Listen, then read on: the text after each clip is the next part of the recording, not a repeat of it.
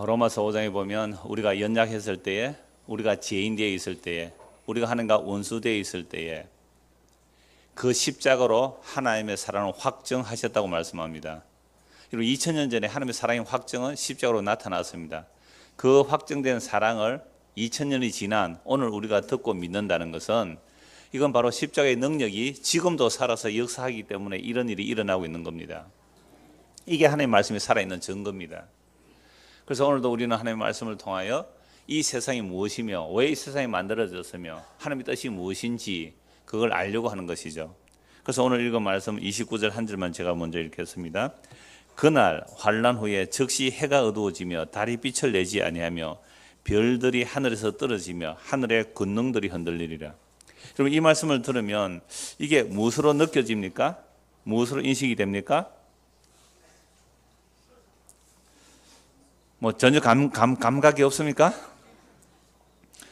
그러면 30절 31절까지 다시 읽겠습니다. 그때 인자의 징조가 하늘에서 보이겠고 그때 땅의 모든 족속들이 통곡하며 그들이 인자가 구름을 타고 능력과 큰 영광으로 오는 것을 보리라.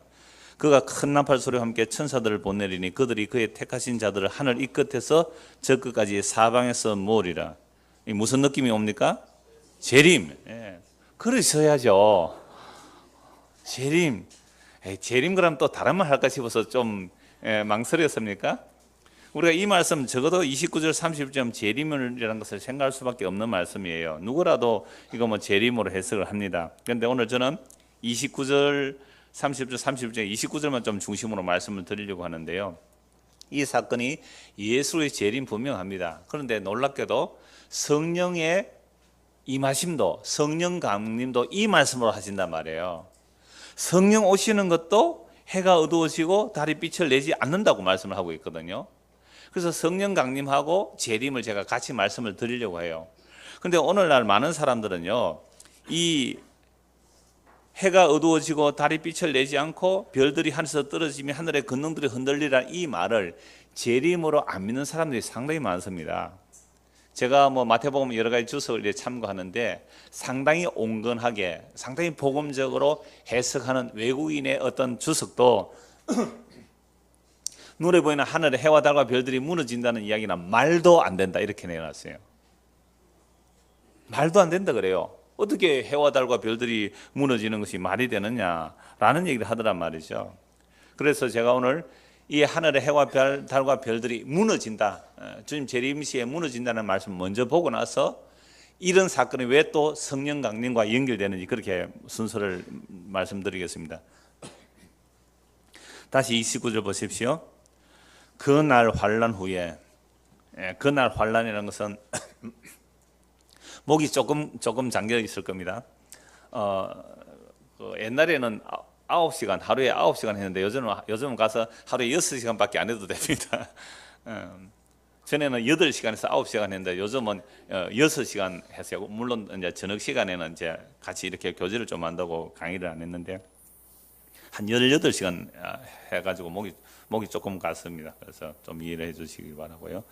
자, 그날 환난 후라는 것은 그날이 무슨 때죠? 그날 환난 후라는 것이 15절에서부터 보면요. 15절에 붙으면 예루살렘 멸망이죠. 예루살렘 멸망과 성전의 파괴예요. 그러니까 그게 환난의 날이잖아요. 그래서 유대인들은 예루살렘이 멸망하고 성전이 무너지는 것이 뭐로 보는 거죠? 세계의 멸망입니다. 그러니까 그 환난 후에라고 말씀하면서 예루살렘의 파괴, 성전의 무너짐이 유대인들에게는 세상의 멸망인 거죠. 자, 그 환난 때에 그 일과 함께 동시에 말을 하고 있죠. 동시에 뭐가 어두워진다고요? 해가 어두워지고 달이 빛을 내지 않고 별들이 하늘에서 떨어지고 하늘에서 권능들이 흔들리라. 그러니까 유대인들에게는 이 말씀이 예루살렘 멸망 그냥 세상의 멸망으로 보는 것이죠. 이런 말씀이 구약에 또 여러 곳에 예언이 되어 있는데 이사야서를 한번 찾아봅시다. 이사야 13장입니다.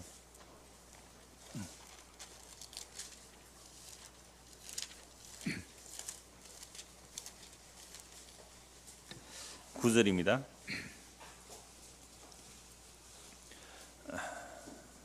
보라, 여호와의 날 곧 잔혹히 분냄과 맹렬히 노하는 날이 이르러 땅을 황폐하게 하며 그 중에서 죄인들을 멸하니. 구약에서 여호와의 날이 굉장히 많이 나옵니다. 그 여호와의 날은 이스라엘 백성들에게 여호와 하나님께서 강림하시는 것도 여호와의 날이에요. 이 부분은 이제 다음 주에 좀 보겠습니다만은 강림에 대해서 구약에서 여호와께서 이스라엘 백성들에게 오시는 것도 강림이에요. 그런데 여호와께서 강림하시는 날에 유대인들은 구원을 기대했지만 오히려 심판을 받는다는 게 선지자들의 일관적인 메시지였어요. 그런데 이사야 13장은 유대인만이 아니라 이방인 나라 바벨론의 멸망을 말하고 있습니다. 바벨론의 멸망이나 이스라엘의 멸망이라는 그걸 여호와의 날이라고 하죠. 여호와의 날 곧 잔혹히 분냄과 맹렬히 노하는 날이 이르러 땅을 황폐하게 하며 그 중에서 죄인들을 멸하리니. 그러니까 여호와의 날에는 누가 멸해지는 거죠? 죄인이 멸해지는 겁니다. 여러분, 이런 메시지, 여호와의 날에 죄인들을 멸하신다, 이런 메시지가 우리 듣기에 좋은 소식입니까? 두려운 소식입니까? 두렵죠. 그래서 이런 말을 자꾸 피하려고 해요, 사람들이. 우리의 조상들도, 우리의 부모님들도 그랬어요. 죽는다는 거, 망한다는 거, 실패라는 거, 끝이라는 단어, 그걸 아예 터부시었습니다. 뭐 식사하다가도 뭐 끝이다, 뭐 죽는다, 뭐 이런 얘기 굉장히 싫어했어요. 제가 어릴 때 우리 부모들이 그런 말 쓰지 말라고 그러네요. 그런 말 하면 두렵잖아요. 그래서 우리는 끝을 말하지 않고 번영, 발전, 성공, 안정, 이런 단어들을 좋아하지. 끝이다, 심판이다, 여호와 크게 분내는 날에 죄인들이 진멸될 것이다, 이런 얘기 다 터부시하는 거죠. 그래서 이미 신명기서는 말씀하고 있습니다. 끝을 아는 것이 지혜라고요. 종말을 아는 게 지혜란 말이죠. 그러면 친일을 한 사람들, 뭐 영화 같은 데도 많이 나왔잖아요. 친일을 한 사람들, 너 왜 친일을 했느냐라고 말하면 뭐라고 말해요, 사람들이? 일본이 그렇게 무너질 줄 몰랐다는 거 아닙니까? 일본에 유학 갔다 온 사람들은요, 일본이 무너질 줄 몰랐대요. 우리는 그 당시 뭐 자동차도 하나 없었던 시대 아닙니까? 그런데 탱크를 만들고 비행기를 만들고 배를 만들고 있어요. 거대한 그 전함을 만들고 있었거든. 그거 한번 보고 오니까 어떻게 해요? 야, 우리가 일본에 붙어야만 우리나라를 살겠다. 자기 나름대로 친일한 사람들은 뭐 한 거죠? 나라를 사랑한 거죠. 이러면 친일파 되게 기분 좋아하겠습니다만, 어쨌든 그 일본이 전혀 망하지 않을 것 같았기 때문에 한국을 배신하고 일본에게 아부한 거죠. 그게 친일한 거란 말입니다. 마찬가지죠. 우리가 정말로 하나님의 말씀, 이 심판의 말씀, 이 세상이 멸해지고 불타 없어질 거라는 이 말씀이 정말로 믿어지신다면, 눈에 보이는 이 하늘과 땅이 불타 없어진다는 사실을 안다면, 정말로 이 말씀이 우리 마음에 새겨져 있다면, 그러면 세상이 망한다는 소식이 두려운 것이 아니라 뭐라고 생각해야 돼요? 기쁨으로 생각이 안 됩니까? 이야, 드디어 제대할 때가 되었다. 이야, 졸업할 때가 되었다. 군인들은 제대가 가장 큰 기쁨입니다. 군에 가서부터 날짜를 헤아린다고요. 옛날 같으면 3년 같으면 1000일 같으면 헤아리잖아요. 999일 남았다, 998일 남았다. 세상에 제가 군에 처음 가니까 병장이 그러더라고요. 너는 오늘부터 아침에 일어나면 나에게 보고하라. 뭘요? 45일 남았습니다. 그 다음 달은 40일 남았습니다. 보고하래요. 그러면서 우리 보고는 이렇게 말해요. 내가 네 같으면 자살한다. 여러분, 정말 이 세상이 군대라고 생각해 보십시오. 그렇다면 하루라도 빨리 제대하는 것이 좋은 거 아니에요? 그래서 저는 군에서 눈 다치가 빨리 좀 제대했습니다만, 그래서 정말로 우리가 하나님의 약속의 말씀을 믿는다면 이 세상이 무너질 것을 아는 거잖아요. 이게 지혜라 그래요. 근데 이 세상 지혜로는 결코 이 세상이 무너진다는 지혜를 알 수가 없어요. 왜? 세상 사람들은 다 뭘 하기를 원해요? 우리 집안이 안 무너지고 든든하기를 원하잖아요. 우리 회사가 사업 잘 되기를 원하죠. 그럼 장사하는 사람들이 자기 가게 잘 되기를 원하지, 이게 문 닫기를 원하지 않는단 말이에요. 그런데 특이한 사람들이 있어요. 우리 교회는 장사가 잘 되는데 저녁 장사 안 해요. 식당인데. 밀양에서는 저는 정말 섭섭해요. 그 돼지국밥이 정말 맛있거든요. 장사가 너무 잘 돼서 문 닫았대요. 힘들어서 예배 방해된다고. 주일날 뭐 구역 예배도 힘들고 참석이 힘들고 예배 방해된다고 힘들어서 뭐 문 닫아버렸대요. 저는 어떤 마음이 들었을까요? 그래도 좀 더 하지. 제가 국밥을 맛있어서 그래요. 아마 가보신 분들 아시겠지만은. 그래서 제가 굉장히 홍보도 해주고 그랬는데, 그러니까 저는 뭐요? 제 이기적인 마음이 있어요, 없어요?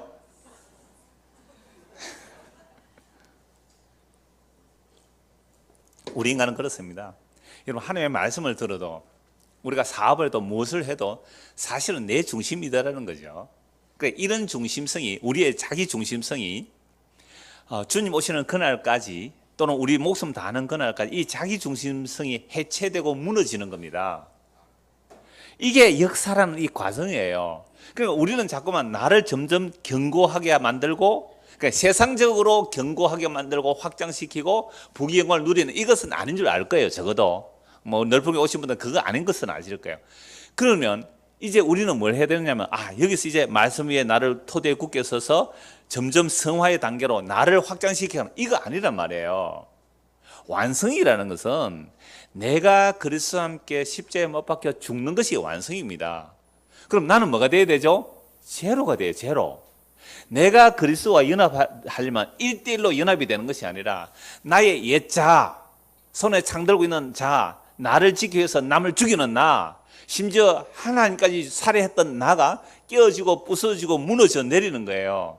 제가 조금 전에 국밥 얘기를 하면서 저 속마음은 예배는 뭐 주일에 한번 오면 되는데 국밥집 계속하면 돈도 좀 벌 거고 내가 국밥 맛있게 먹을 텐데, 이 마음이 드는 거예요. 제가 가면 저는 국밥값 꼭 주고 옵니다. 주고 오는데 절대로 공짜로 안 먹습니다. 그것 가지고 눈치 볼 이유가 없잖아요. 내가 어차피 사 먹는데. 그래서 우리 식당에 가면 내 밥 다 주고 사 먹지, 맞죠? 예. 목사님 내지 마시라고 그러는데 내 돈 주고 먹습니다. 그러면서 제가 이 얘기를 왜 했을까요? 왜? 제 이기적인 욕심들이 그런데 하나하나 묻어 있더라 이 말이에요. 아니, 성도가 말씀 듣기 위해서 장사를 안 한다 그러면 아유 감사합니다, 뭐 그러셔야 좀 이래야 되는데, 속에 섭섭했다니까요. 맛있는 국밥집 하나 사라졌으니까. 안 그래도 뭐 밥 먹을 때 별로 없는데 가끔씩 그 손님 오면은 내가 거기 가서 대접하고 싶더라고요. 근데 없어져 버려가지고 이제 홍보도 못하고. 제가 왜 이 말씀 드립니까? 우리 속에는 이 몸, 이 세포 하나가 살아있는 동안 우리 몸에 한 60조에서 70조의 세포가 있대요. 이 세포 하나가 살아있는, 세포 하나의 생명도 아니거든요. 이게 자기를 살리라고 아등바등 합니다. 여러분 몇 끼 밥 굶어 보세요. 온몸이 밥 달라고 아우성을 치거든요. 이거 어떻게 벗어나요? 잠 안 자보세요. 지금 졸음 오시는 분, 조금 하품하신 분 한 분 계십니다만 누구랑 말씀 안 드리겠습니다. 어제 잠 좀 설쳐 보세요. 아침 잠 오는 걸 어떻게 합니까? 이거를. 우리의 몸을 이겨낼 인간이 없습니다. 그러니까 이것도 결국은 타락한 이후에 우리 인간들은 자기를 구축화시키고 세상에서 멋있어지고 싶은데, 이건 아니라 그러면 이제 예수 믿고 나서 내 어떤 성화의 단계를 차곡차곡 쌓아서 더 멋있는 나를 만들겠다. 아니에요. 그런 것들이 완전히 무너져 내리는 과정이 신앙생활입니다. 신앙생활 잘한다는 것은 뭐 어떻게 되는 거예요? 내가 완전히 부서지는 거죠. 내 속이 다 들통나는 거죠. 우리 집사님 지난주 잠시 교제할 때 이래 얘기했어요. 우리가 막 복음의 교제를 했단 말이에요. 십자가 얘기를 막 했단 말이죠. 근데 집에 가서 딱 돌아가서 생각하면 거기서 또 지자랑한 것만 나오더래요. 안 그래요? 구형 예배 모여서 뭐 교제 좋습니다. 교제 막 했단 말이에요. 십자가 얘기하고 은혜 받았다 그래요. 그래서 집에 가만히 가서 생각해보면 뭐만 생각나요? 그것도 왜 내가 잘난 체 했나? 꼭 끝에는 결론을 누가 내리고 싶어요? 내가 내리고 싶잖아요. 이것도 목사가 또 그래 잘하지 않고 마지막으로 해놓고는 또 결론 내려놓고, 이런 모습은요 우리 죽을 때까지 나오거든요. 그래서 내가 그리스도와 함께 십자가에 못 박혀 죽었다니, 이 말은 뭐예요? 아니, 내가 그래서 십자가에 못 박혀 죽었다면 죽은 자는 뭐가 없어요? 말이 없죠. 그런데 말 나와요, 안 나와요? 안 죽었잖아요. 이 계리가, 제가 갔더니 그 심양에서 목사님 한 분 오셨어요. 가서 이렇게 소개를 하고 보니까 저 총신신들 저보다 사회 후배더라고요. 이분도 정말 힘들게 한 5, 6년 전에 복음을 듣고 이제 협력하는 교회에서 복음을 전했더니 딱 설교 한 번 했는데 한 달 근신을 주더래요. 그리고 잘라버리대요. 그러니까 뭐 이분은 특별히 후원받는 분이 아니라서 현지 교회에서 좀 이렇게 사례받아서 사역을 하고 있는데, 그랬더니 자기가 정말로 그 어떤 조선족 개척을 해서 목사님까지 이제 청빙하게끔 해놨는데, 딱 그래야 되니까 목사님 우리 교회 다시는 오지 마십시오. 소문이 안 좋습니다. 그러면서 한 4, 5년 동안 정말 힘들었대요. 그러면서 십자가 보험 설교 듣고 또 정리하고 막 이렇게 하셨대요. 그래서 이분이 하는 얘기가 그래요. 내가 이 복음을 내가 알고 듣는다면 내가 모든 것을 다 알겠다. 여러분, 중국에는요, 남자들이 밥하는 거 아세요? 여자들은 잘 안 해요. 그러니까 이분이 이제 뭐 조선교회 중국에 오래 산 사람하고 하니까 이 복음 하나 때문에, 내가 이 말씀 연구하고 말씀 듣는 이거 하나 때문에 설거지, 반찬, 밥 몽땅 내가 다 하겠다. 그랬대요. 그러면서 하는 말이, 이분이 그렇게 오랫동안 고민한 것이, 내가 그리스도 함께 십자가 못 박아 죽었다 그러는데 안 죽고 나를 발견한 거죠. 해결이 안 돼, 이게. 그렇죠? 내가 그리스도에 못 박아 죽었나. 그런데 이제 내가 산 것이 아니요, 내 안에 그리스도께서 사신 것이라. 이제 내가 육체 가운데 사는 것은 나를 사랑하사 자기 몸을 버리신 하나님의 아들을 믿는 믿음으로 산다는 거죠.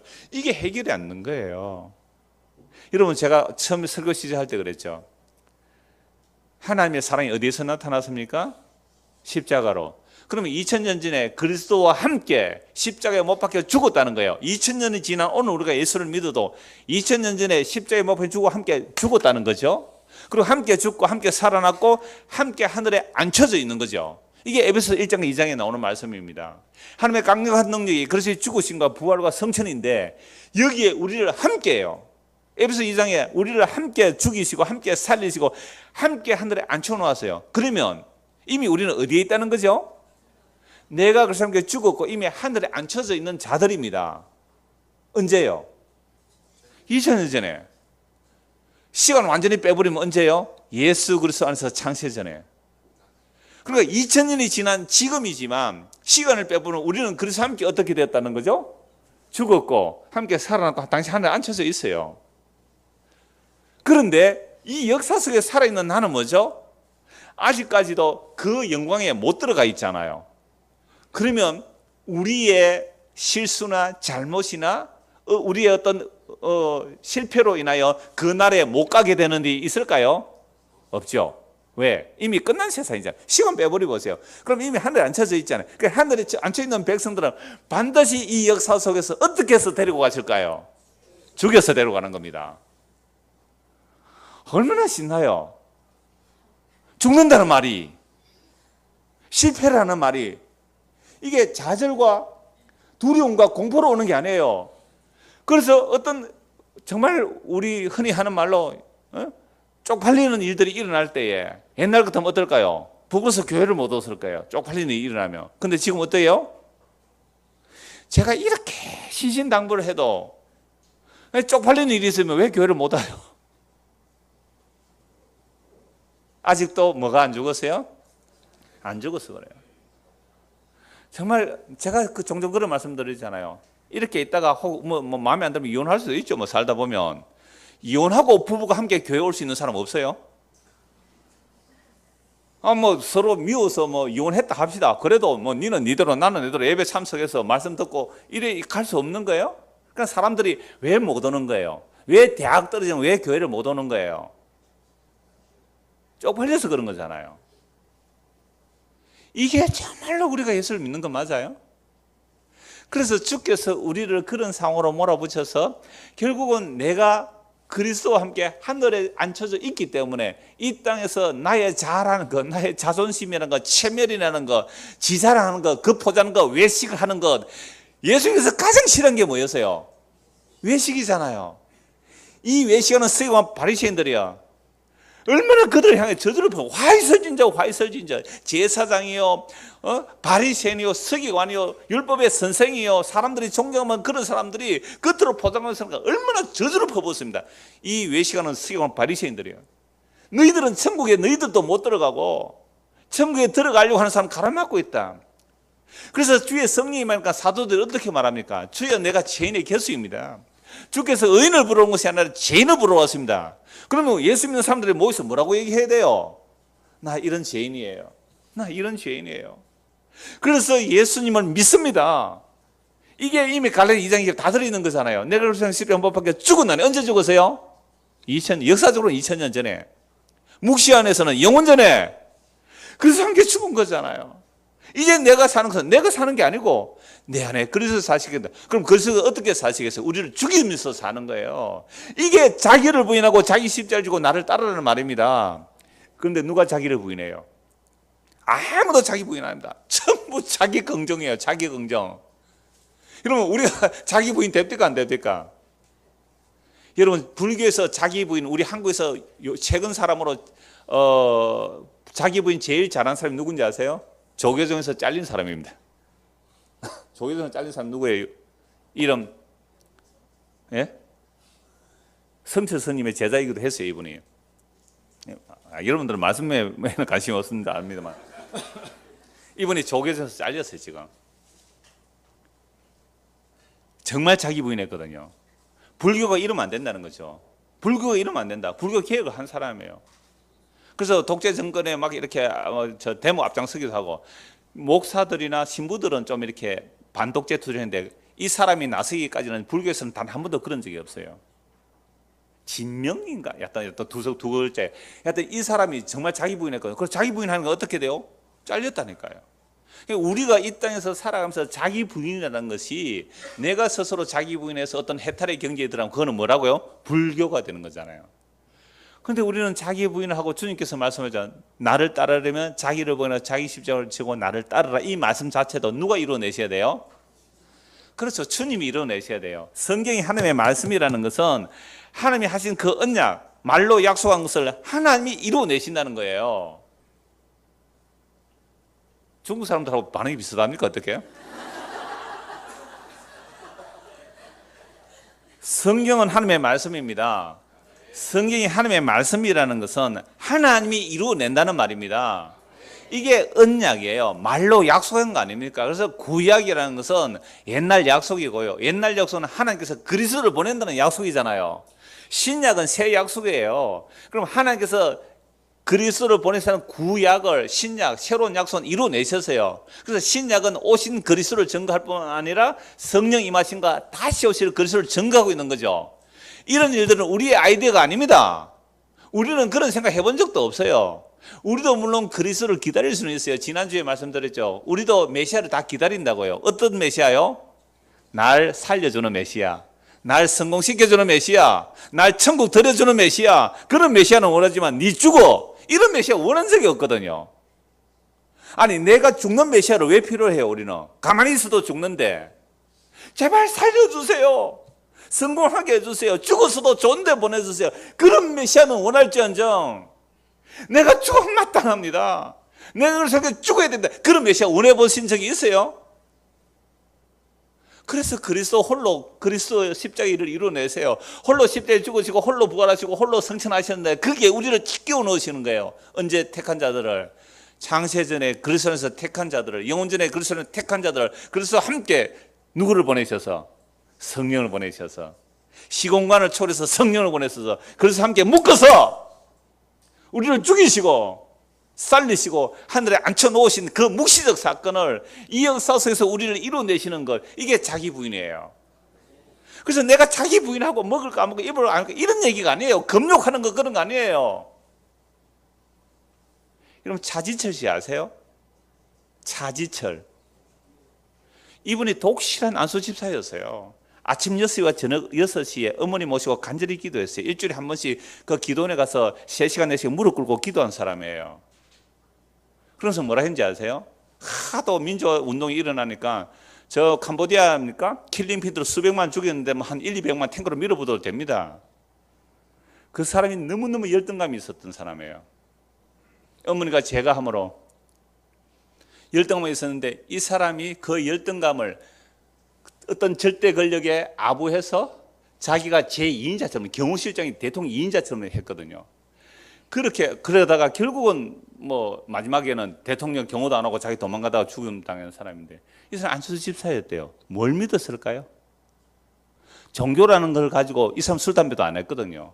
뭘 믿었을까요? 우리가 잘못된 신앙 체계 안에 있으면 얼마든지 이렇게 갈 수 있는 거죠. 자기 부인이거든요.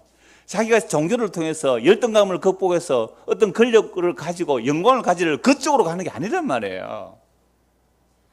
그래서 우리가 예수를 믿는다는 것은 자기 부인이면 이 자기 부인은 예수님께서 그 말씀을 우리에게 이루어내셔서 그래서 내 실체가 어떠한지 다 드러나게 하시면서 왜 우리는 예수님만 의지해야 되는지 예수님만 믿어야 되는지 알게 하는 과정이란 말이죠. 그래서 다시 오늘 본문에 보십시오. 29절입니다. 이사야 펼쳐놓았죠. 이사야 13장 10절 하늘의 별들과 별무리가 그 빛을 내지 아니하며 해가 돋아도 어두우며 달이 그 빛을 비추지 아니할 것이로다. 내가 세상의 악과 악인의 죄를 벌하며 교만한 자의 오만을 끊으며 강포한 자의 거만을 낮출 것이며 내가 사람을 순금보다 희소하게 하며 인생을 오빌의 금보다 희귀하게 하리로다. 그러니까 사람이 얼마나 심판받아 없어지느냐 이 얘기예요. 이게 바벨론의 멸망을 지금 하나님께서 뭐라고 말씀하세요? 하늘의 해와 달과 별들이 무너지는 것을 말합니다. 이런 말씀 보면 이건 상징일 수도 있겠죠. 바벨론이 무너지는 것이 진짜 하늘의 해와 달이 무너진 게 아니잖아요. 그래서 이런 식으로 상징으로 얘기를 해요. 그래서 아까 제가 말씀드린 대로 어떤 주석가는 하늘의 해와 달과 별들이 무너진다니까 말도 안 된다 그런 말을 해요.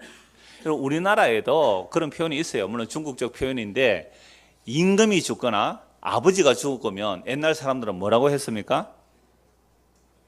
천붕이라 그래서 천붕. 하늘이 무너졌다 그래요. 그래서 천붕지통이라는 말이 있어요. 임금이 돌아가셨을 때 또는 아버지가 돌아가셨을 때 하늘이 무너진 것과 같은 고통이다. 이 천붕이라는 아버지 돌아가셨다. 하늘이 무너졌다. 이런 표현을 할 수 있잖아요. 그러면 이사야 13장에 바벨론의 멸망이 하늘이 무너졌다 그렇게 표현할 수 있으니까 단지 하늘이 무너진다는 말은 뭐로 볼 수 있어요? 상징으로 볼 수 있다 이렇게 말할 수 있잖아요. 여러분 어떻게 보세요? 눈에 보이는 하늘과 땅이 불타 없어질까요? 아니면 예수님 오시면 새로 싹 고쳐가지고 리모델링 해가지고 새로운 땅으로 만들어서 살까요? 이건 신학자들 간에 두 가지 견해가 있어요. 소멸설이 있고 갱신설이 있거든요. 그러니까 이 하늘과 땅을 새롭게 갱신해서 만든다는 얘기도 있고 또 소멸하고 새로 만든다는 얘기도 있는데 저는요 둘 다 안 봅니다. 그리스도 안에 있는 그 영원한 생명의 세계는 물질적인 언어로 표현하는 순간 가리게 됩니다. 물질적인 언어로 표현하는 순간 그게 나중에도 보겠습니다. 오늘 오후에도 보겠습니다만은 어떤 천국을 황금보석 꾸민 집으로 이렇게 생각하게 돼 있단 말이에요. 생명의 관계는요 정말 그리스도가 내 안에 내가 그리스도 안에 있으면 초가집도 뭐가 되는 거죠? 천국이 되는 거잖아요. 궁궐에 살지라도 그리스도 없으면 그건 지옥이에요. 그리스도와 함께 있다면 그건 거기서도 사실은 천국이잖아요. 갔더니 이제 여러 사람 온다고 이제 그 강의하는 바로 옆에 여관을 이렇게 섭외해 놨더라고요. 그래 갔더니 우리나라 한 60년대 여인숙 뭐 그런 분위기예요. 아니 화장실에 이제 앉아서 보는 그런 병, 중국식 화장실 변기죠. 거기에다가 거기서 샤워하도록 샤워 꼭지가 거기 달려 있는 거예요. 그러니까 거기서 씻고 세수하고 거기서 샤워해야 되는데 그러니까 하루 잤습니다. 하루 자니까 그 이제 심양에서 목사님이 저기 샤워를 해야 될 건데 사모님 뭐 샤워해야 되는데 이어서 샤워 어떻게 하느냐 해서 조금 나은 데 가서 며칠 있다 왔습니다만 그래서 이게 상징일까? 실제일까? 여러분 어떻게 해요? 하늘의 해와 달과 별들이 무너지는 게 실제 같아요? 상징일 것 같아요? 대답도 잘 하시네요. 자, 베드로서 3장 한번 보겠습니다. 베드로서 3장. 그래서 제가 앞에 말씀 이렇게 드렸잖아요.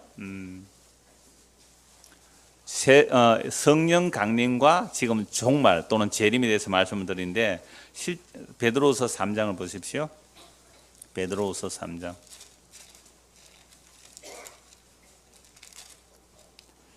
1절입니다. 사랑하는 자들아 내가 이제 이 둘째 편지를 너희에게 써놓으니 이 두 편지로 너희의 진실한 마음을 일깨워 생각나게 하여 곧 거룩한 선지자들이 예언한 말씀과 주 대신 구주께서 너희의 사도들로 말미암아 명하신 것을 기억하게 하려 하노라. 먼저 이것을 알지니 말세에 조롱하는 자들이 와서 자기의 정욕을 따라 행하며 조롱하여 이르되 주께서 강림하신다는 약속이 어디 있느냐. 조상들이 잔 후로부터 만물이 처음 창조될 때와 같이 그냥 있다니 이는 하늘이 옛적부터 있는 것과 땅이 물에서 나와 물로 성립된 것도 하나님의 말씀으로 된 것을 그들이 일부러 잊으려 함이로다. 노아 홍수 얘기를 하죠, 베드로 사도가. 노아 홍수 때 사람들은 이 세상이 물로 심판받는다는 노아 선지자의 말을 듣고 어떻게 했다고요? 그 말을 안 믿었다. 그 말을 안 믿었다는 것은 이 세상이 하나님의 말씀으로 창조됐다는 것을 안 믿었다는 거죠. 이 세상이 창조될 때에 하나님께서 이 땅을 물 속에서 성립시켜 내셨거든요.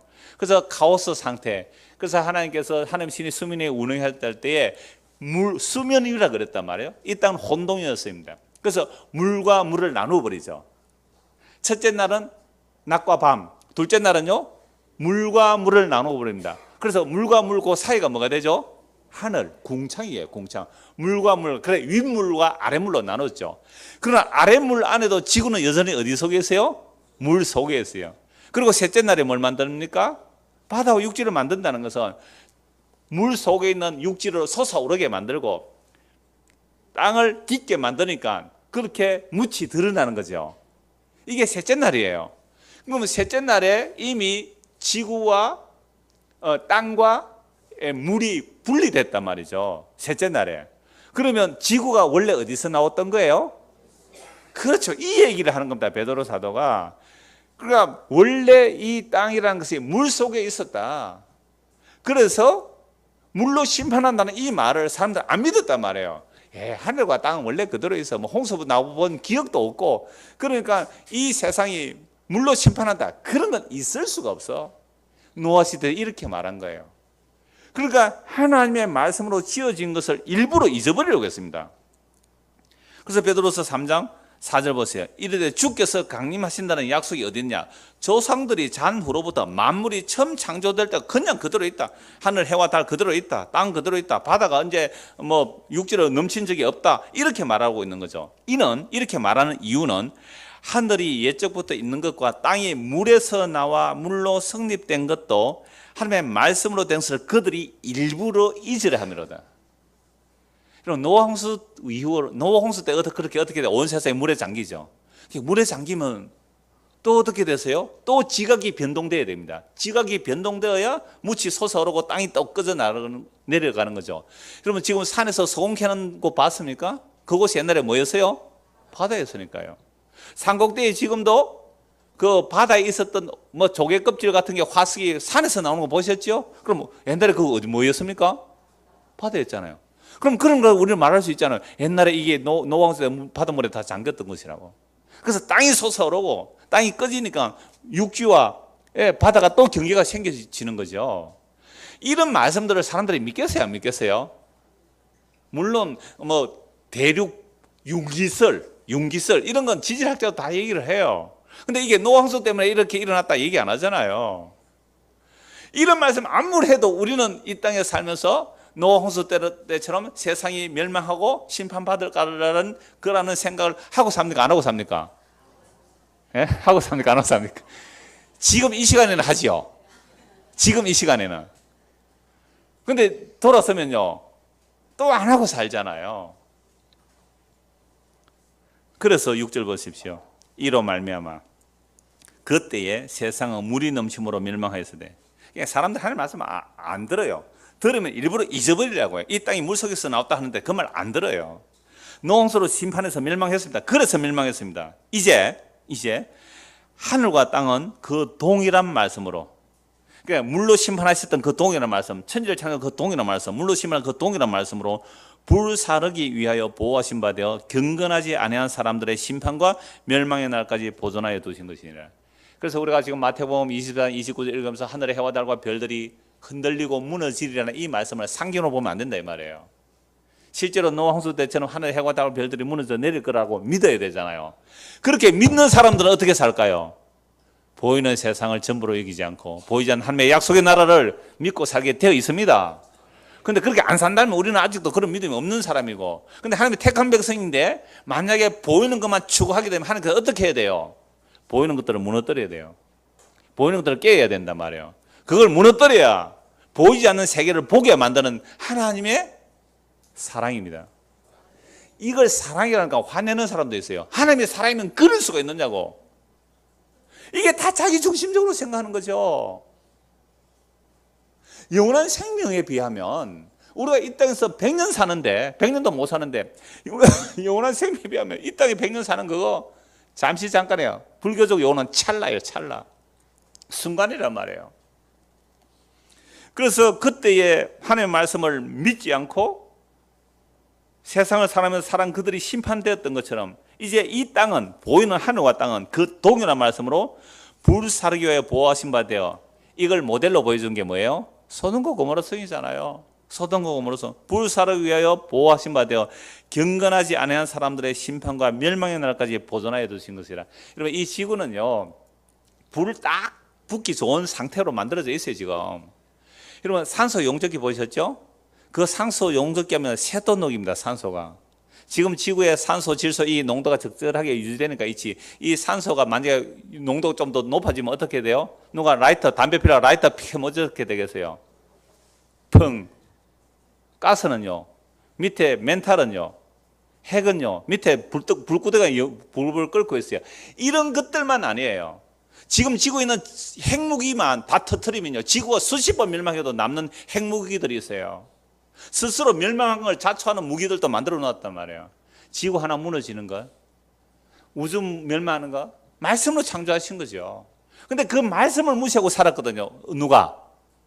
노아 시대 때 그 사람들이. 오늘 이 시대에 하늘의 해와 달과 별들이 무너집니다.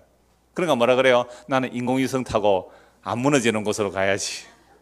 여러분, 2억만 하면 이제 우주 여행 할 수 있어요. 보험 적금 들어도 보세요. 2억 하면 이제 위성 우주 여행도 한대요. 그런 천문학적인 돈을 들은 이유는 이런 말씀이 두렵기 때문에 그래요. 근데 우리는 그런 소식 들으면 어떻게 해요? 할렐루야, 감사합니다, 기다렸습니다. 이게 세상이 감당치 못할 믿음이에요. 일본에서요, 우주과학자들이 모였습니다. 얼마 전에 우주과학자들이 모여서 멀리 오는, 이 경향신문에 나온 내용인데요, 우주과학자들이 모여서 외계에서 오는 행성들, 그러니까 유성들이죠. 유성들이 지구로 1년에 몇 개 떨어지는지 아세요? 수천 개 떨어집니다. 근데 지구로 충돌은 잘 안 돼요. 왜? 대기권에 진입해서 불에 타버리기 때문에. 불에 타는 순간 우리는 뭘 보는 거죠? 그게 별똥별 보았잖아요. 옛날에 그거 보면서 소원 빌면 소원이 이루어진다고. 소원은 그냥 그거 떨어지면 죽는데 무슨 소원이 이루어져요? 그러니까 별똥별이 떨어지기 직전에 소원 빌어. 우리는 그 별똥별 볼 때, 유성 볼 때 소원 비세요. 무슨 소원요? 주여, 세상 끝날을 내가 믿나이다. 주여, 요 회개하고 예수 믿으세요. 그 순간 하늘에 해와 달과 별들이 떨어질 때에 그걸 연구하는 게 일본에서 모였어요. 회의를. 그래서 그들은 지금도 계속 연구하고 있거든요. 지구의 멸망을 막기 위해서 과학자들 그렇게 연구하고 있단 말이에요. 근데 우리는 그런 걸 보면서 웃죠. 한번 막아보지, 지구의 멸망을 막을 수 있는지. 그러니까 사람들이 성경을 안 믿는 거예요. 이 약속된 말씀을 안 믿어요. 그래서 멸망까지 이 세상은 불사르기 위해서 보호하신 바 되어 경건하지 않은 사람들의 심판과 멸망의 날을 보존해 두신 것이라. 사랑하는 자들아, 주께는 하루가 천년 같고 천년이 하루 같다는 이 한 가지 잊지 말라. 묵시를 설명하는 이런 개념이죠. 주의 약속은 어떤 이들이 더디다고 생각하는 것이 더딘 것이 아니라 오직 주께서는 너희를 대하여, 요 너희 안에 누구 넣으면 돼요? 자기 이름 써 놓으세요. 왜 주님 아직까지 안 오셨어요? 우리를 대하여, 나를 위하여 오래 참으신 거예요. 너희를 대하여 오래 참으사 아무도 멸망하지 아니하고 다 회개하기에 이르기를 원해. 회개하고 예수 믿으라 이 말이죠. 그러나 주의 날이 도둑같이 오리니 그 날에는 하늘이 큰 소리로 떠나가고 물질이 뜨거운 불에 풀어지고 땅과 그 중에 있는 모든 일이 드러나리로다. 이 모든 것이 이렇게 풀어지리니 너희가 어떤 사람이 되어야 마땅하냐? 거룩한 행실과 경건함으로 하나님의 날이 임하기를 바라보고 간절히 삼으라. 그 날에 하늘이 불에 타서 풀어지고 물질이 뜨거운 불에 녹아지려니와 우리는 그의 약속대로 의가 있는 곳인 새 하늘과 새 땅을 바라보도다. 우리가 정말로 이 약속의 말씀을 믿으신다면, 우리의 의가 없음을 알고 예수를 믿음으로 의롭다함을 받는 것이 새로운 사람이 되는 겁니다. 새로운 피조물이 되는 겁니다. 이런 자들은 자연스럽게 뭘 기대할까요? 새 하늘과 새 땅을 바라보고 사모하게 되어 있단 말씀이죠. 요한계시록 6장을 보겠습니다. 요한계시록 6장 12절입니다.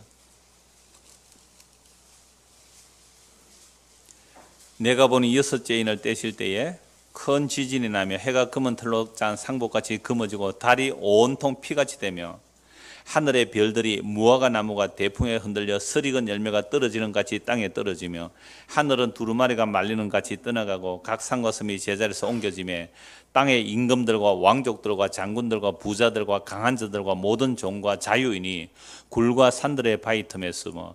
저는 이 말씀 볼 때마다 종일이라는 말씀에 보여요. 우리는 흔히 왕족들, 장군들, 부자들, 강한 자들, 남을 해치고 군림하고자 한 그런 자들만 심판받는 줄 아는데 뭐도 들어가요? 종도 들어가요. 그냥 가난하고 종이 되었다고 자동으로 구원받는 거 아니란 말이죠. 성경에서 가난한 자를 말하는 거, 시편에서 고아 가분 나그네가 경건한 사람과 같이 연결시키는 이유는 고아 가분 나그네가 의지할 것이 없어서 주님만 의지하는 것을 경건이라 그래요. 힘이 없고 약한 종이라고 구원받는 게 아니에요. 세상에 가난한 자를 택하여 믿음에 부욕해 하신다는 그런 말씀이 있지만 종이라고 자동으로 구원받는 게 아니죠. 그러니까 종이 들어가요. 회개하고 예수 믿지 않으면 종이라도 어린 양의 심판을 받을 수밖에 없죠. 그들이 너무너무 무서워요. 주님 재림하는 그날에. 그래서 산들과 바위가 말하되 우리 위에 떨어져 보호자에 앉으신 얼굴에서와 그 어린 양의 진노에서 우리를 가리라. 어린 양이 누구죠? 예수 그리스도. 일찍 죽임당하는 어린 양, 그 십자가에 죽임당하는 그 어린 양이, 그 어린 양을 이 역사 속에서 내가 회개하고 내가 당신을 찔러 죽인 죄인입니다고 회개하고 예수를 믿지 않는 자들은 그게 부자로 살았던, 왕으로 살았던, 종으로 살았던, 힘들게 살았던, 형통하게 살았던 그 어린 양의 진노가 너무 무서워서 산아 날 가려다오, 바위가 날 가려다오. 이 날이 무슨 날이에요? 재림의 날이에요. 이 날이 오기 전에 오늘 우리는 이 사실을 믿는다면 지금 예수님의 십자가 앞에 무력하고 정말 실패한 죽음, 저주받은 죽음, 침뱉고 돌아선 그 십자가 앞에 무릎을 꿇는 것, 이것이 성령이 임해야만 되는 거죠. 그래서 성령이 임하게 되면 자기 죄를 알고 십자가에 무릎을 꿇어요. 이게 종말을 아는 거란 말이죠. 그래서 하늘이 해가 무너지고 달이 핏빛처럼 변하고 이런 이미지들은요, 종말을 말하는 상징인과 동시에 실제예요. 그러니까 지금은 상징으로 구약에서 설명되어 있지만 정말 재림하는 날에는 실제가 된단 말이죠. 그럼 그 실제가 오는 날 회개하고 예수 믿을 수 있습니까? 없습니까? 없잖아요. 그 실제가 이런 날은 번개가 번쩍인 같이 주님 재림하시기 때문에 도둑같이 오기 때문에 회개할 틈이 없단 말이에요. 그래서 이 역사 속에서 우리가 믿던 것들이 무너져 내릴 때에, 내가 의지하는 것들이 무너져 내릴 때에, 그때 이 말씀이 보인다면 예수를 믿는 거죠. 그래서 성령이 임해야 이 사실이 일어나는 거죠. 그래서 성령이 임하게 되면요, 정말 세상을 총말로 보게 돼요. 성령이 임해야만 세상이 이미 끝났다는, 예수님 재림할 때 정말 하늘과 땅이 불태워질 그 사실들이 성령이 임하게 되면 실제로 지금 믿는다니까요. 어떤 식으로? 하늘 무너진 거예요. 이 땅이 무너진 거예요. 우리가 살면서 다 땅의 것 바라보고 살잖아요. 그런 사람에 가서 이렇게 말하는 거예요. 땅이 무너졌어요. 그게 성령 임한 자가 믿는 믿음이고 그 말을 사람들에게 전해주는 거죠. 그래서 제가 이런 예를 종종 들죠. 우리 초등학교 때, 우리는 국민학교 다녔습니다마는 기마전 할 때 백군 천군이 막 싸우죠. 그러니까 모자 뺏기 하잖아요. 모자. 그러니까 대장 모자만 뺐으면 다 지는 거죠. 그러니까 대장끼리 막 싸우는데 천군이 예를 들어 졌습니다. 백군이 이겼죠. 천군이 졌습니다. 근데 저쪽 구석에는 뭐 하고 있어요? 천군 백군이 지금 서로 이기려고 막 싸우는 거죠. 그때 가서 어떻게 합니까?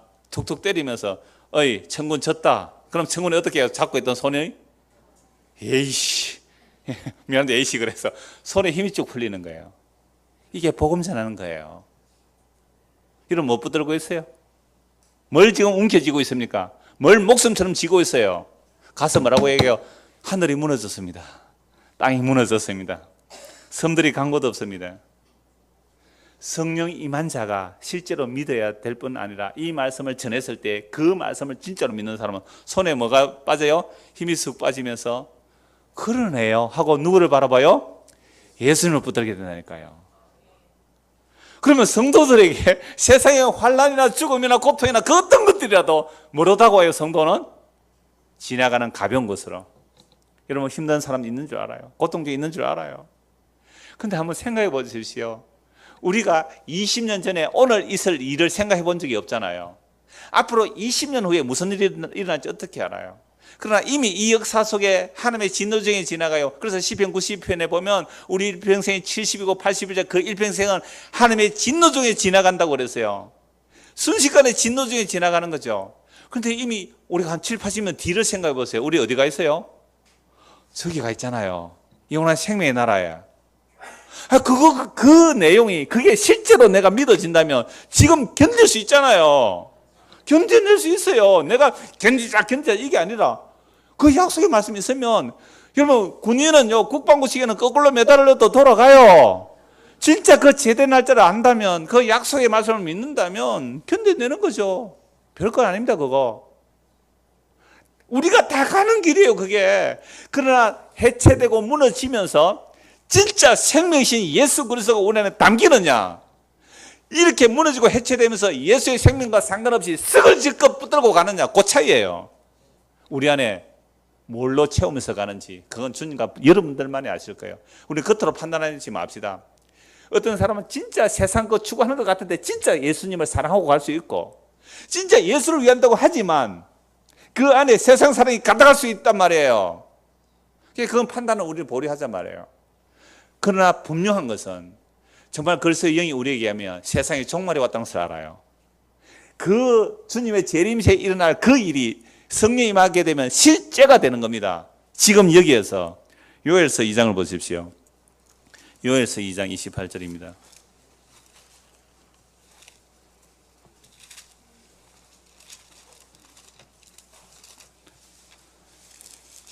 호세아 다음에 요엘서입니다. 2장 28절.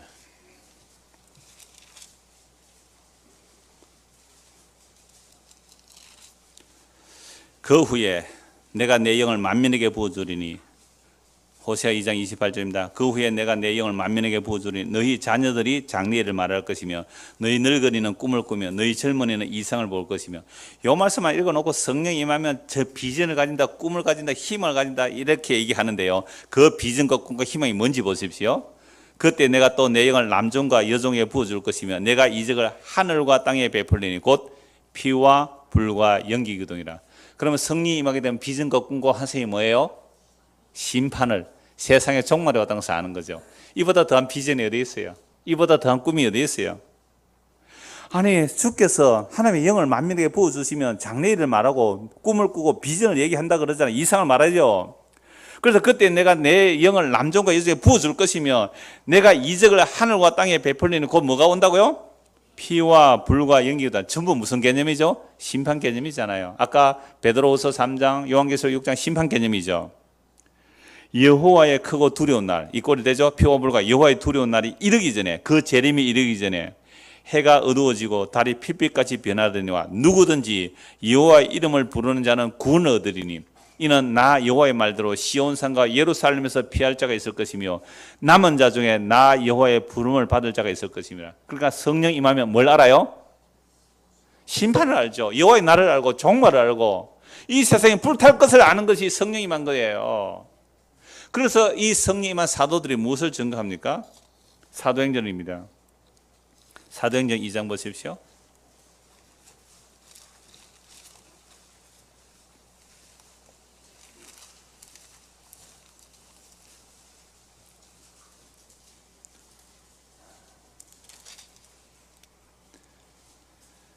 16절입니다.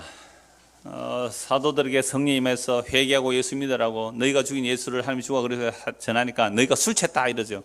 지금 아침 9시 때 내가 술 챈 게 아니다 라고 하면서 16절, 이는 곧 선지자 요엘을 통해 말씀하신 것이라 일러서되 하나님이 말씀하시기를 말세에 내가 내 영을 모든 육체에 부어주리니 너희의 자녀들은 예언할 것이요 너희의 젊은이들은 환상을 보고 너희의 늙은이들은 꿈을 꾸리라. 그때 내가 내 영을 내 남종과 여종들에 부어주리니 그들이 예언할 것이요 또 내가 위로 하늘에서는 기사를 아래로 땅에서는 징조를 베풀리니 곧 피와 불과 연기로다. 주의 크고 영원한 날이 이르기 전에 해가 변하여 어두워지고 달이 변하여 피가 되리라. 누구든지 주의 이름을 부르는 자는 구원을 받으리라 하였느니라. 바로 사도들이 성령이 임했어요. 성령이 임하고 나니까 뭘 딱 전합니까? 이 세상이 끝이라는 거죠. 이게 종말의 영이에요. 그래서 성령은 종말의 영이에요. 성령이 임하게 되니까 이 세상 끝을 미리 당겨서 보는 겁니다. 재림 때 하늘과 해가 무너지는 것이 아니라 지금 뭐예요? 하늘이 무너졌고 땅이 무너진 거예요. 그러니까 지금 뭐 해야 돼요? 지금 아니 성령이 임하게 되면 종말의 영이고 종말의 영이기 때문에 이미 재림이 저 멀리 있는 것이 아니라 지금 현실로 재림이 온 거예요. 이게 파로지야. 성령 강림은 지금 이 역사에 우리에게 임하면 성령이 우리에게 임했는데요. 이 파로지야 다음 주에 좀 말씀드리겠습니다. 성령이 우리에게 임하게 되면 장차 올 재림을 대비하는 게 아니고 지금 여기서 뭐요? 주님의 재림을 맞이하고 산다는 거죠. 이게 믿음으로 사는 겁니다. 그래서 22절 이스라엘 사람 이 말을 들으라. 너희도 아는 바와 같이 하나님께서 나사렛 예수로 큰 권능과 기사와 표적을 너희 가운데서 베푸사 너희 앞에서 그를 정하시다. 그가 하나님께서 정하신 것과 미리 아신 대로 내준 바 되었거늘 너희가 법 없는 자들의 손을 빌려 못 박아 죽였으나 하나님께서 그를 사망의 곳에서 풀어 살리셨으니 이는 그가 사망에 매여 있을 수 없습니다. 그래서 다윗의 말씀을 가지고 예수의 십자가에 죽으시고 부활하셨다는 거죠. 그래서 이미 예수님께서 하늘 보좌에 계시는 겁니다. 그래서 36절 보십시오. 2장 36절. 그런즉 이스라엘 온 집은 확실히 알지니 너희가 십자가에 못 박은 이 예수를 하나님이 주와 그리스도가 되게 하셨느니라. 이 말씀을 듣고 마음에 찔리는 자들 어떻게 해요? 어찌할꼬? 그때 베드로가 회개하고 주 예수를 믿으라. 이게 종말이 임한 자의 삶의 모습이고 전도의 모습이 이런 거죠. 그래서 오늘 우리에게도 성령 강림이 임해야만, 성령이 임하게 되면 뭘 알아요? 심판을 실제로 지금 보고 사는 거죠. 지금 준비해서 심판의 날에 맞이하자가 아니라 지금 심판을 알고 지금 종말을 알고 사는 삶. 이게 예수님께서 요한복음 14장에 보면 내가 떠나면 거처를 마련하겠다. 그 거처는 바로 보혜사 성령을 말해요. 예수님이 이 땅에 오실 때는 예수님만이 아버지와 아들이 하나였어요. 내 안에 아버지가 있고 아버지가 내 안에 있다.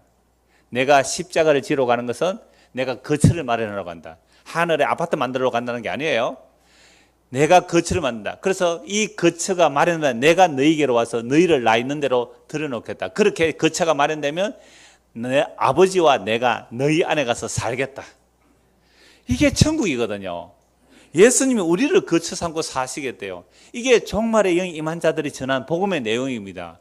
그래서 우리가 예수를 믿는다는 것은 이미 십자가에서 하나님의 약속을 완성하신 그 예수님께서 성령을 넘겨주시잖아요. 그 성령이 넘겨주시는 것이 2000년이 지난 오늘 우리가 예수를 믿게 되었다면 2000년에 그 예수님이 살아서 우리에게 지금 뭐 하고 계세요? 이 복음으로 성령을 우리에게 부어주시는 거죠. 그럼 우리가 복음을 듣고 믿었다. 이 성령이 임해야 믿을 수 있거든요. 그렇게 예수를 믿게 되면 예수님과 함께 이미 우리는 뭐 돼버린 거죠? 죽었고 또요 살아났고 하늘에 앉혀져 있어요. 그러면 왜 빨리 좀 데려가지? 왜 날 살려두시느냐고요?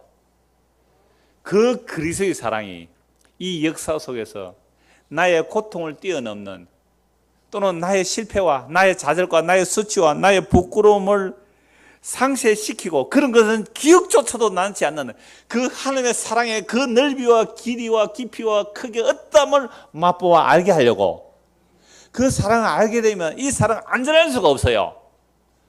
나 이런 죄인이었어요. 나 이런 장녀였어요. 나 이런 도둑놈이었어요. 근데 그리스도 안에서 이미 단번에 영원히 그 피로 우리를 온전하게 하신 그 사랑이 우리 안에 있다면 이걸 어떻게 안전해요? 그 사랑 임한 자들 그거 알게 하려고 살려두셨고 또 그 사랑 전하라고 이 땅에 살려두신 거잖아요. 그래서 바울 사도는 이렇게 말하죠. 믿음, 소망, 사랑은 항상 있을 것인데 그 중에 제일은 사랑이래. 모든 것은 다 사라집니다. 사랑만 가득한 거죠. 그 사랑이 어디에 나타나세요? 예수의 십자가에 나타났음을 알고 믿는 것이 이 역사의 과정이니까 얼마나 귀해요. 그래서 살아있는 이날 동안 정말 주의 성령으로 충만케 해주시고 아니면 성령 우리에게 임하셔서 그 십자가의 사랑을 알게 하시고 종말을 주님 오시는 그 종말을 지금 눈앞에 보듯이 살아가는 믿음의 사람이 되게 해 주십시오. 기도는 저와 이름 되기를 소원합니다. 기도하겠습니다. 하나님 아버지, 성령 임한 자들은 세상의 종말을 지금 눈앞에서 보듯이 살아갔습니다. 그렇다면 이 종말에 무엇이 가장 중요합니까? 회개하고 예수님을 믿는 것입니다. 우리 모두가 주의 성령과 말씀의 역사로 정말 예수님을 우리의 주와 그리스도로 믿을 수 있도록 은혜를 베풀어 주시옵소서. 예수 그리스도 이름 받들어 기도드리옵나이다. 아멘.